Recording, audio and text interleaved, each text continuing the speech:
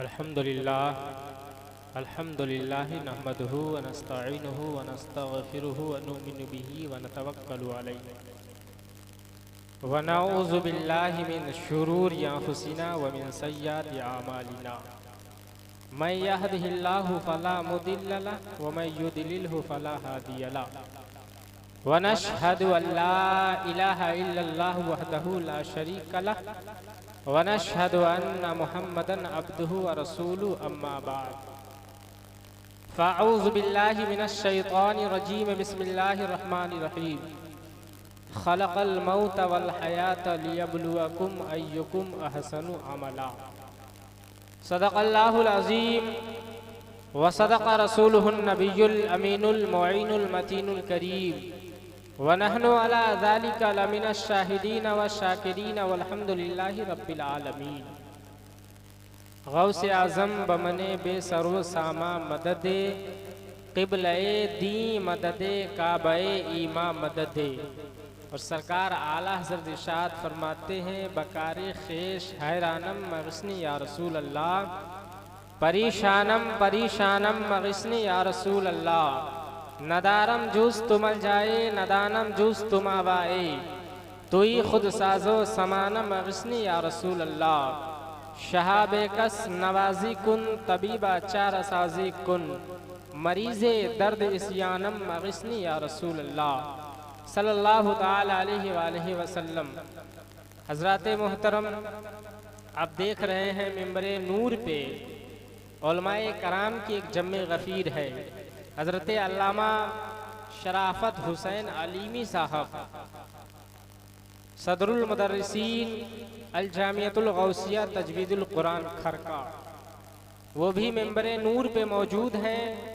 शायर हरदिल अज़ीज़ हज़रत अल्लामा हैरत नूरी साहब भी जलवा गर हैं और मुक़र्रिर नौजवान हज़रत अल्लामा मुश्ताक़ अहमद साहब क़िबला भी मिंबरे नूर पे मौजूद हैं और आपके ख़तीब व इमाम भी मिंबरे नूर पे जलवा कर हैं और नक़ीब आज़म हिंदुस्तान हज़रत शहाबुद्दीन साहब भी मौजूद हैं। आप यके बाद दिगरे सबों से समाअत करेंगे। मैं थोड़ी देर के लिए आपकी खिदमत में हाजिर आया। बस मैं चाहता हूँ कि आप इत्मीनान और सुकून के साथ बैठें और कुछ बातें समाअत करें।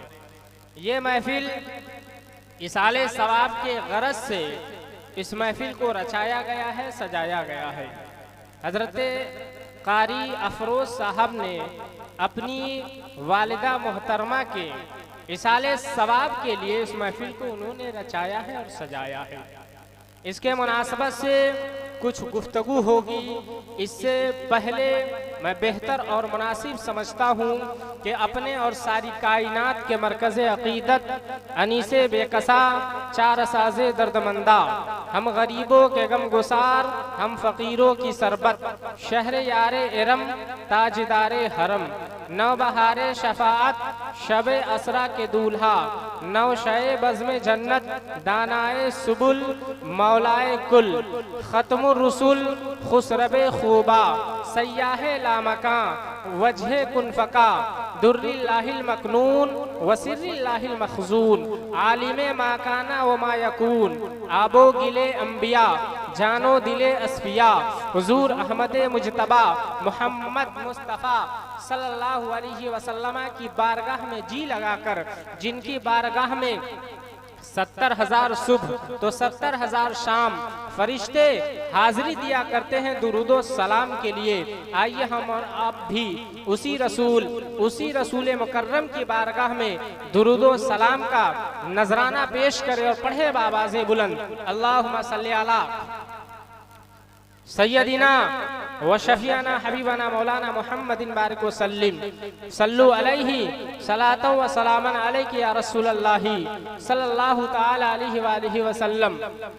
आकाए नेमत दरियाए रहमत इमाम इश्क़ व मोहब्बत कंजुल करामत जबलुल इस्तिक़ामत गवासे बहरो मारिफत सैयदी सरकारे आला हज़रत इरशाद फरमाते हैं कि सुबह तैबा में हुई बटता है बाड़ा नूर का। बोलिए सुभान अल्लाह। जब जब आपको कोई बात अच्छी लगे ना तो सुभान अल्लाह अल्हम्दुलिल्लाह की सदाएं आनी चाहिए कि सुबह तैबा में हुई बटता है बाड़ा नूर का, सदक़लेने नूर का आया है तारा नूर का, और बाग़े तैबा में सुहाना फूल फूला नूर का, मस्त बू है बुलबुले पढ़ती है कलमा नूर का, और तेरी नस्ले पाक में है बच्चा बच्चा नूर का, तू है आईने नूर तेरा सब घराना नूर का, और मैं गदा तू बादशाह भर दे प्याला नूर का, नूरे दिन दूना तेरा दे डाले सदका नूर का, और ए रजा ये अहमदे नूरी का फैज़े नूर है, हो गई मेरी गजल बढ़कर कसीदा नूर का। हजराते मोहतरम, मैं एक बात आपको बता दूं कि जब कोई इंसान की जुबान से कोई अल्फाज निकलते हैं, बहुत बड़े बुजुर्ग जिन्हें इब्नुल अरबी के नाम से जाना जाता है, बहुत बड़े बुजुर्ग हैं, वो लिखते हैं और आला हजरत ने भी लिखा है और साइंस भी इसकी तहकीक कर चुकी है कि वो कहते हैं कि जब किसी की जुबान से कोई अल्फाज कोई जुमले निकलते हैं, अल्फाज निकलते हैं, तो वो अल्फाज बाकी रहा करते हैं, चाहे वो अल्फाज अच्छे हो चाहे वो अल्फाज बाकी हो। अगर हमारी जुबान से अल्हम्दुलिल्लाह की सदाएं निकलती है, अगर हमारी जुबान से अल्लाहु अकबर की सदाएं निकलती है, अगर हमारी जुबान से अल्लाहु अकबर की सदाएं आती है, आवाज आती है, तो ये अल्फाज सुबह क़यामत तक बाकी रहा करती है और हमारे लिए दुआए मग़फ़िरत भी किया करती है। अगर हमारी जुबान से अच्छे अल्फाज निकलते हैं तो यही अल्फाज सुबह क़यामत तक हमारे लिए दुआए मग़फ़िरत किया करती है, और अगर हमारी जुबान से गंदे अल्फाज निकलते हैं, हमारी जुबान से खराब अल्फाज निकलते हैं, हमारी जुबान से चुगलखोरी के अल्फाज निकलते हैं, हमारी जुबान से झूठ के अल्फाज निकलते हैं, तो यही अल्फाज हमारे लिए सुबह क़यामत तक लानत बरसाया करते हैं, हमारे लिए लानत का सबब बन जाता है। हजराते मोहतरम, जब भी आपको कोई बात अच्छी लगे, कोई बात भली मालूम हो, तो यकीनन आप सुभान अल्लाह अल्हम्दुलिल्लाह अल्लाहु अकबर कहे, ताकि अगर अल्लाह तबारक व तआला को ये अदा पसंद आ गया तो यकीनन आप दुनिया में भी कामयाब हो जाएंगे और आखिरत में भी कामयाब हो जाएंगे। हजराते मोहतरम, मैंने जिस आयते मुक़द्दसा की तिलावत करने का शर्फ हासिल किया, अल्लाह रब्बुल इज़्ज़त कुरान मुक़द्दस में इरशाद फरमाता है, खलक़ल मौता वल हयात लियब्लुवकुम अय्युकुम अहसनु अमला, कि अल्लाह ताला फरमाता है कि मैंने मौत और जिंदगी दोनों को पैदा फरमाया। आखिर वजह क्या है कि अल्लाह ने मौत को भी पैदा फरमाया और जिंदगी को भी पैदा फरमाया। अल्लाह चाहता तो सिर्फ जिंदगी को पैदा फरमाता, ये अल्लाह के कुदरत में है, लेकिन मौत और जिंदगी दोनों को क्यों पैदा फरमाया? तो अल्लाह फरमाता है, मैंने अपने बंदों को इस दुनिया में भेजा ताकि मैं देख लूं किसका अमल कितना अच्छा है। ये रिजल्ट जब आप मर जाएंगे, जब हम मर जाएंगे, हम इस दुनिया से चले जाएंगे, उस वक्त हमें रिजल्ट मालूम होगा कि हमने दुनिया में कितना अच्छा काम किया है, कितना अच्छा हमने अमल किया है। जब हम अब इस दुनिया से चले जाएंगे, हमारा बच्चा जब किसी मदरसे में पढ़ता है या किसी कॉलेज में पढ़ता है या किसी यूनिवर्सिटी में पढ़ता है, जब उसका एग्जाम होता है, साल भर पहले से या 3 महीना 4 महीना 6 महीना पहले से वो बच्चा इम्तिहान की तैयारी करने लगता है, और जब इम्तिहान दे लेता है, कुछ दिनों के बाद उस बच्चे का रिजल्ट निकलता है, या तो वो बच्चा फेल होता हुआ नजर आता है या तो पास हो जाता है, या नहीं, या तो फेल होता है या तो पास होता है।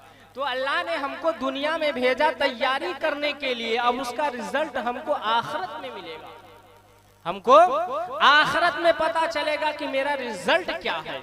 ये मौत के ताल्लुक से महफिल को रचाया है, सजाया है, इसीलिए मैं आपको बता रहा हूँ, कुरान में अल्लाह ने फरमाया वमा खलक़तुल जिन्ना वल इंसा इल्ला लियअबुदून, यानी कि मैंने इंसान और जिन्नात को पैदा फरमाया सिर्फ और सिर्फ इबादत के लिए।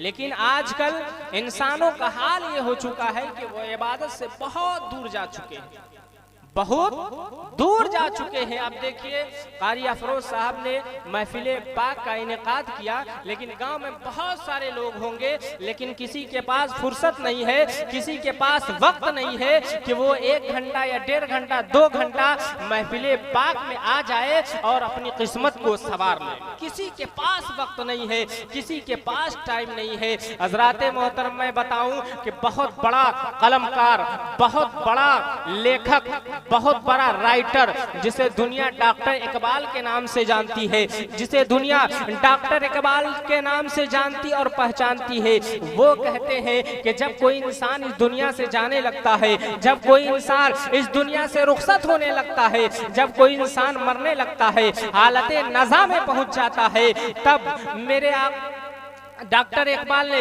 हदीसे पाक की रोशनी में एक तस्वुर पेश किया है कि उसके सरहाने में बैठकर कुरान की तिलावत की जाती है, उसके सरहाने में बैठकर सूरह यासीन की तिलावत की जाती है, सूरह रात की तिलावत की जाती है, सूरह मुल्क की तिलावत की जाती है। आपने कभी गौर किया कि उसके सरहाने में बैठकर कुरान की तिलावत क्यों की जाती है, सूरह यासीन की तिलावत क्यों की जाती है, सूरह रात की तिलावत क्यों की जाती है, सूरह मुल्क की तिलावत क्यों की जाती है? तो अल्लामा डॉक्टर इकबाल ने हदीसे पाक की रोशनी में बताया कि उसके सरहाने में कुरान पाक की तिलावत इसलिए की जाती है कि जब इंसान की रूह निकलती है, जब इंसान इस दुनिया से जाने लगता है, तो उस इंसान को बहुत ज्यादा तकलीफ हुआ करती है, बहुत ज्यादा वो इंसान मुसीबतों में घिरा होता है। इसलिए उसके सरहाने में बैठकर कुरान की तिलावत की जाती है, सूरह मुल्क की तिलावत की जाती है, सूरह यासीन की तिलावत की जाती है, सूरह रात की तिलावत की जाती है, ताकि वो जो इंसान मर रहा है उसके मुसीबत में, उसके दर्द में आसानी पैदा हो जाए।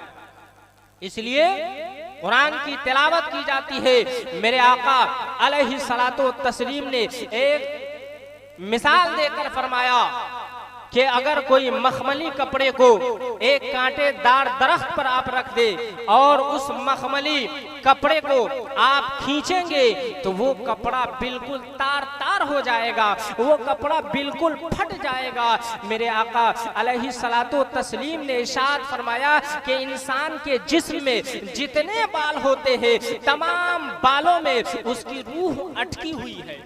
इंसान के जिस्म में, हमारे जिस्म में जितने बाल है, तमाम बालों में उसकी रूह अटकी हुई है। आप बताएं कि आपके जिस्म में जितने बाल है, उन तमाम बालों में से मैं अगर एक बाल खींच लूं तो आपको कितनी तकलीफ होगी, आप इसका अंदाजा नहीं लगा सकते हैं। तो अल्लाह के नबी ने फरमाया कि इंसान के जिस्म में जितने बाल है, तमाम बालों में उसकी रूह अटकी हुई है। मौत के फरिश्ते आते हैं, उस रूह को खींच लेते हैं, तमाम बालों को खींच लेते हैं। आप अंदाजा लगाए उसको कितनी तकलीफ होती होगी।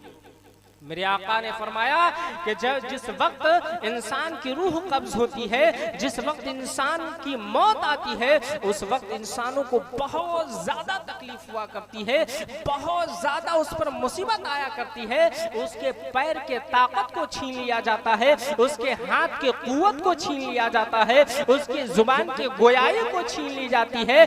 यानी कि जिसमें जितने आज़ा है, तमाम आज़ा के कुव्वतों को छीन लिया जाता है। क्यों छीन लिया जाता है? इसलिए छीन लिया जाता है ताकि वो इंसान भागने ना पाए, ताकि वो इंसान किसी को मारने ना पाए, ताकि वो इंसान किसी को गाली देने ना पाए। इसलिए अल्लाह ताला उसके जिस्म के जितने आज़े हैं, तमाम आज़े के कुव्वत को छीन लिया जाता है अल्लाह ताला। हज़राते मोहतरम, इसलिए हमें और आपको चाहिए कि ज़्यादा से ज़्यादा अल्लाह की इबादत करे, अल्लाह की बंदगी करे, अल्लाह की रियाजत में लगे रहे। हज़राते मोहतरम, हम तो अल्लाह की इबादत के लिए पैदा ही किए गए हैं। वक्त बहुत कम है, उलमाए कराम की तादाद ज़्यादा, इसलिए एक छोटी सी बात बताऊं, उसके बाद मैं अपनी जगह लूँगा। हज़राते मोहतरम, हम अल्लाह की इबादत के लिए पैदा ही किए गए हैं। वक्त बहुत कम है, उलमाए कराम की तादाद ज़्यादा, इसलिए एक छोटी सी बात बताऊं, उसके बाद मैं अपनी जगह लूँगा। हज़राते मोहतरम, हम अल्लाह की इबादत के लिए पैदा ही किए गए हैं। वक्त बहुत कम है, उलमाए कराम की तादाद ज़्यादा, इसलिए एक छोटी सी बात बताऊं, उसके बाद मैं अपनी जगह लूँगा। हज़राते मोहतरम, हम हमको अल्लाह ने पैदा क्यों किया? हमको अल्लाह पैदा किया है इसलिए ताकि हम अल्लाह की इबादत करें, अल्लाह की रियाजत करें, अल्लाह की बंदगी करें। आप देखें सैयदुल ताइफा हजरत जुनैद बगदादी रज़ी अल्लाह ताला अन्हु की बारगाह में एक शख्स आता है, वो शख्स एक परिंदा लेकर आता है तोहफे में। हम और आप भी कहीं जाते हैं तो कुछ लेकर जाते हैं, या किसी पीर साहब के पास जाते हैं या उस्ताद के पास जाते हैं तो कुछ तोहफे तहायफ लेकर जाया करते हैं। तो वो एक इंसान आता है हजरत जुनैद बगदादी की बारगाह में, वह इंसान एक परिंदा लेकर आता है। हजरत जुनैद बगदादी उस परिंदा को कबूल फरमा लेते हैं।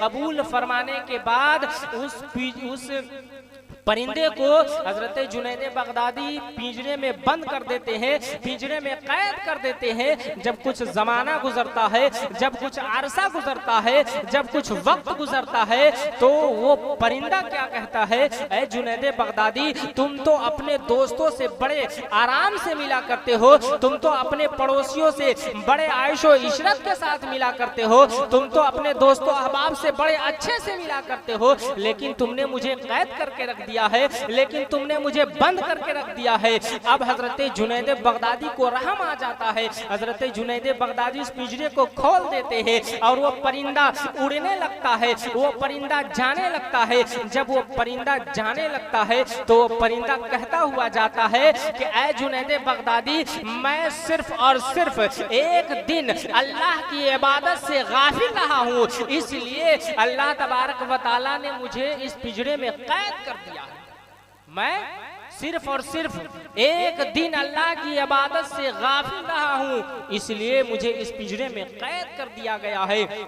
अल्लाह के नबी फरमाते हैं कि जो परिंदा या दरख्त या जानवर ये इबादत के लिए खास नहीं है, ये इबादत के लिए पैदा नहीं किए गए हैं। लेकिन अगर कोई जानवर अल्लाह की इबादत नहीं करता है, अल्लाह की रियाजत नहीं करता है, अल्लाह की बंदगी नहीं करता है, तो उसे ज़बह कर दिया जाता है। और अगर कोई दरख्त अल्लाह की बंदगी नहीं करता है तो उसे काट दिया जाता है। और अगर कोई परिंदा अल्लाह की इबादत और रियाजत नहीं करता है तो उसे कैद कर दिया जाता है। आप अंदाजा लगाए, जो चीजें अल्लाह की इबादत के लिए नहीं पैदा की गई है और वो इबादत ना करे तो उन्हें कैद कर दिया जाता है, उन्हें ज़बह कर दिया जाता है, उन्हें काट दिया जाता है। और हम तो अल्लाह की इबादत के लिए पैदा किए गए हैं, अल्लाह की बंदगी के लिए पैदा किए गए हैं, अल्लाह की रियाजत के लिए पैदा किए गए हैं। अगर हम अल्लाह की इबादत न करें, अल्लाह की रियाजत और बंदगी न करें तो हम पर मुसीबत आएगी कि नहीं आएगी? आज हम जगह जगह क्यों तबाह है, जगह जगह क्यों परेशान है? यही वजह है। हम अपने अमल को देखें, अगर आज भी हमारा अमल ठीक हो जाएगा, आज भी अगर हम अपने अमल को ठीक कर ले तो यकीनन हम दुनिया में कामयाबो कामरान होते हुए नजर आएंगे और आखिरत में भी कामयाबो कामरान होते हुए नजर आएंगे। इसलिए मैं आपसे गुजारिश करूंगा कि आप अल्लाह की इबादत करें, अल्लाह की रियाजत करें, अल्लाह की बंदगी करें। क्यों? इसलिए कि अल्लाह ने हमें इबादत के लिए पैदा किया है, रियाजत के लिए पैदा किया, बंदगी के लिए पैदा किया है। बस इन्हीं चंद जुमलों के साथ मैं अपनी तकरीर को ख़त्म कर रहा हूँ। वाखिर दवाना अनिल हम्दुलिल्लाहि रब्बिल आलमीन। तमाम लोग मिलकर पढ़े अस्तगफिरुल्लाह रब्बी मिन कुल्ली ज़ंबी व अतूबु अलैह। कलमा शरीफ पढ़े ला इलाहा इल्लल्लाहु मुहम्मदुर रसूलुल्लाह सल्लल्लाहु तआला